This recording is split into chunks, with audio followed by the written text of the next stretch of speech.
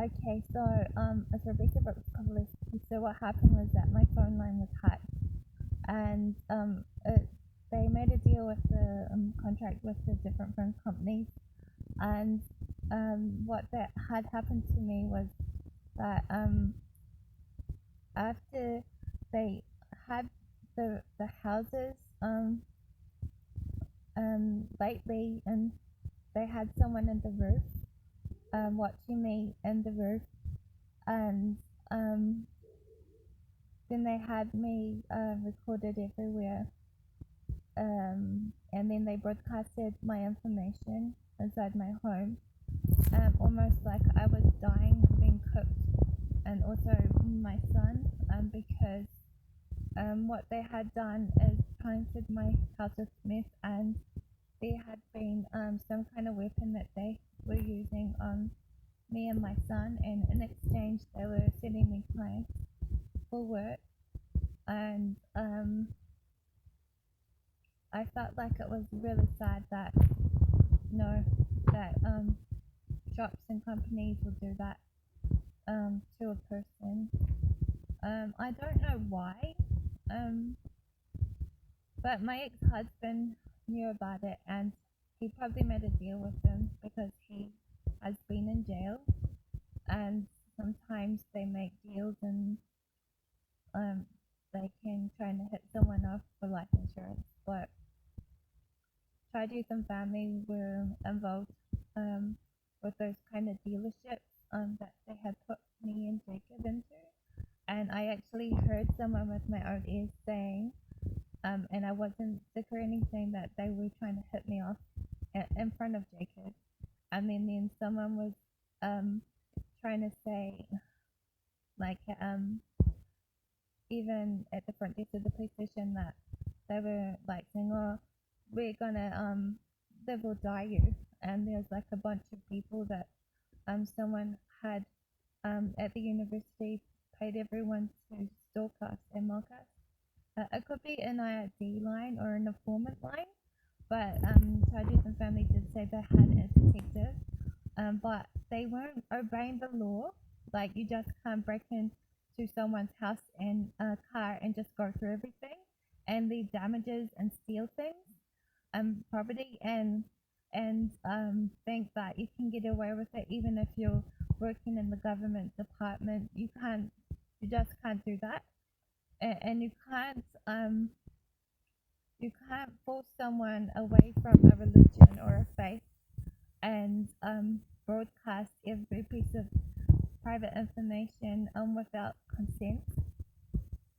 So that's the trials and tribulations I had, and my ex-husband experienced some of it, but he's in jail, and he did ask me, his ex-wife, that if I could help him, and he was angry at his the woman that he had left me and Jacob for. But I said to him to be kind to her, because at the end of the day he's responsible for her and the baby, and that was his choice. And also, I couldn't help him if he wasn't helping himself. But I always try to keep the harmony with every member of my family, as his ex-wife. But I had tried to only concentrate on myself and my children the whole way through.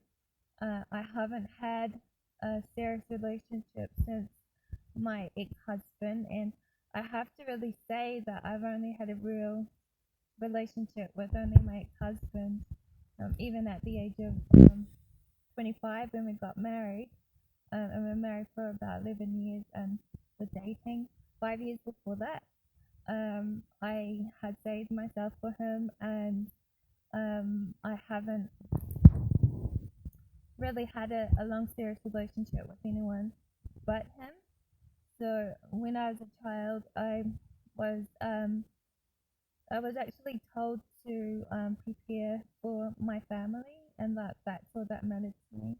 I had a few marriage proposals, but I said no because I loved my family and I just wanted my ex-husband and my children. But I have to listen to my inner self, and really I'm responsible as a mother, and we can have to concentrate on giving my child the best of everything, or my children, because I have three and I love all of them, and by birth, three of my birth children, and I'm really grateful to have one girl and two boys. So they all have the same father as far as I'm concerned. He's the only one, Jacobkovaleski is the only one who's ever paid child support. He didn't go, pay for, he stopped because he was having difficulties, but he never ever denied that any of the children weren't his. And we did have marriage with the three of them legally, so legally three of them belong to him. And he's the only one that's ever paid or donated anything or time towards me and the children. So yeah, that's what happened. I had someone hide in my roof. I don't know who they were. They were some organization thinking that they could just invade my privacy, but I found it very disrespectful. Although I don't really understand the psychological abuse that they were suffering, me and my son, because that's what it looked like in court.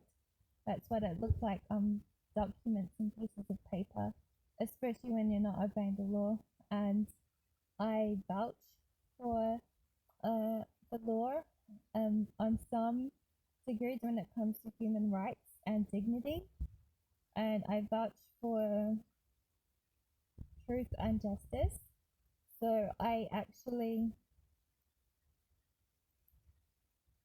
understand that sometimes you just have to leave things with Jesus Christ justified the law through his death. No, he was an example to everyone because of the life that he led, even if it's just a story to others. If you read about his story, then you will see, for me and my beliefs, I believe that he believes in talking about justice and the life after and judgment. And sometimes things are clear, and things won't make sense in this life, because he taught faith, but he also believed in the afterlife, and that's when judgment comes, that you're designated to your kingdom, and that the time will come when we will be segregated and we will be judged according to our works, and justice will come that way, not in this life and the next. So that gives me peace of mind. His picture is like a close resemblance of what our church preaches, the church I belong to, the LDS church. So that's what happened to me and Jacobkovaleski, 2020. So I have to see what happens.